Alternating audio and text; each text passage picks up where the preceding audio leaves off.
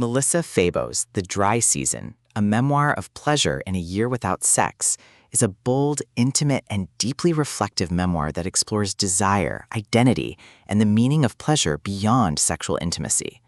Febos, acclaimed for her lyrical prose and fearless honesty, recounts a year in which she deliberately abstained from sex, not as an act of repression, but as an experiment in self-discovery. Her central thesis is that pleasure is multifaceted, and that by stepping away from sexual encounters, she uncovered new dimensions of joy, creativity, and connection. The book begins with Febos' decision to enter a dry season. She frames it not as a rejection of sexuality, but as a conscious pause, a way to examine her relationship with desire, intimacy, and selfhood. Having written extensively about sex and identity in earlier works, Febos turns inward, asking what pleasure means when stripped of its most obvious form. A major theme is redefining pleasure. Febos explores how pleasure exists in art, nature, friendship, solitude, and creativity.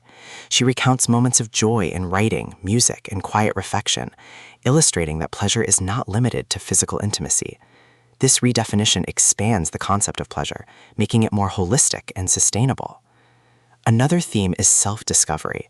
Febos uses the dry season to confront patterns in her relationships, dependency, performance, and the pursuit of validation.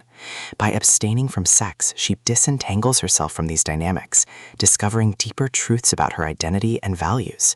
She emphasizes that selfhood is not defined by sexual activity, but by authenticity and integrity. The book also explores cultural narratives about sex. Febos critiques societal pressures that equate sexual activity with fulfillment, adulthood, or liberation. She argues that these narratives can obscure other forms of joy and connection. Her memoir challenges readers to question assumptions about intimacy and to broaden their understanding of pleasure. Another key theme is creativity and art. Febos describes how abstinence sharpened her creative focus. Freed from the distractions of sexual entanglements, she poured energy into writing, producing work with clarity and depth. She suggests that creativity itself is a form of pleasure, one that sustains and transforms. The book also highlights relationships beyond sex. Febos deepens friendships, nurtures family bonds, and cultivates community during her dry season. She emphasizes that intimacy is not limited to sexual encounters, but thrives in shared vulnerability, laughter, and support. Stylistically, Febos writes with lyrical intensity. Her prose is poetic yet precise, blending memoir with cultural critique. She uses vivid imagery and emotional honesty to draw readers into her experience. Her tone is both confessional and philosophical, making the book resonate on personal and intellectual levels. Importantly, Febos reframes abstinence as not deprivation, but liberation.